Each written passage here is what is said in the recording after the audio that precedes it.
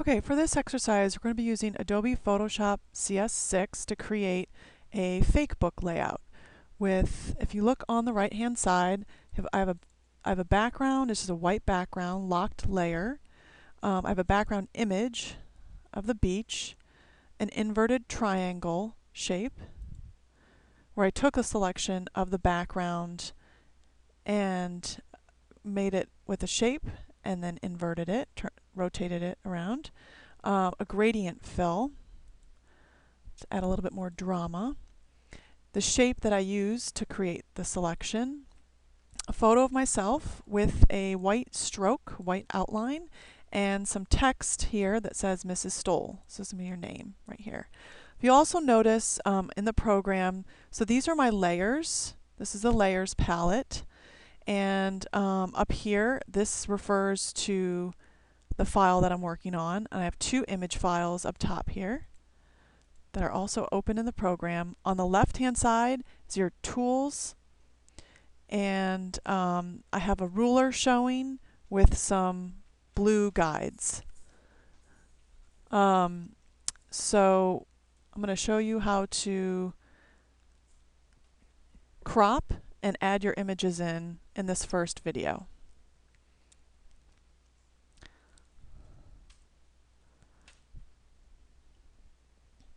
Okay, step one, you need to get your images. So you can see here that this is not the right size. So I've got my two images. I'm going to make the file, File New, and you're going to title it your last name _ FakeBook. Okay, and then the size is 11 inches for the width. So you type in 11. Make sure that this is not set on pixels or anything else, so it should be set to inches. Height is going to be 5 inches. Again, these two should match. And resolution is going to be 200 pixels per inch. Okay, so just type that in if you need to. And hit OK. Now here's your blank canvas with the background layer locked. We're going to go to the beach image, get your crop tool, which is if you roll your mouse over all the tools, they'll give you a little tool tip. It looks like two little right angles over each other. I'm going to click on the crop tool, and up top here, this is your tool options. We're going to make it the width, or I'm sorry, 11 of the file we just created, and the height as well. So 11 inches by 5 inches. Okay, and to move your image, you can just kind of get the selection the way you want.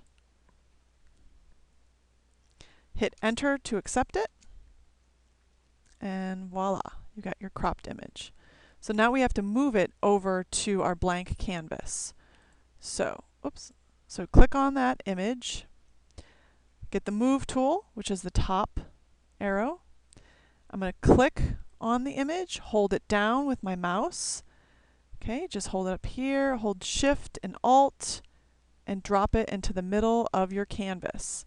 Hold Shift and Alt, continue hitting that, holding it, pull it out to resize it. You have a bounding box here, hit Enter to accept.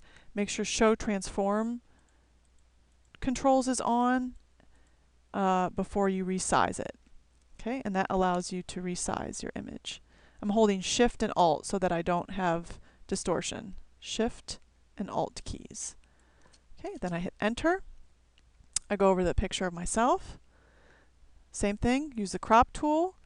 I'm going to change this to 1.5 inches by 1.5 inches. Mine's already square, and this is the selection I want, so I'm going to hit Enter.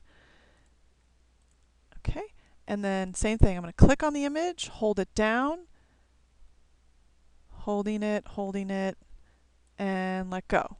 Now it's a little bit larger, so I'm going to hold Shift and Alt, and just line it up here so that it's about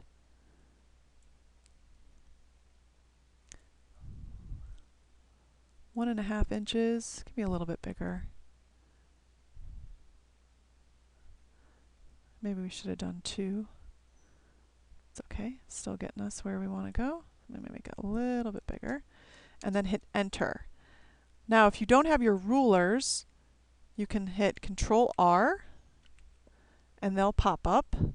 And if you click within the ruler and drag down, I'm going to line it up about 2.25 and then over about 1.25 inches.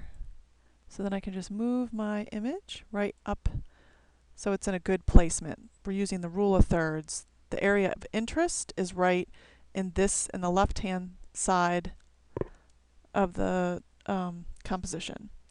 So let's just end right there and see if we can get that going right now.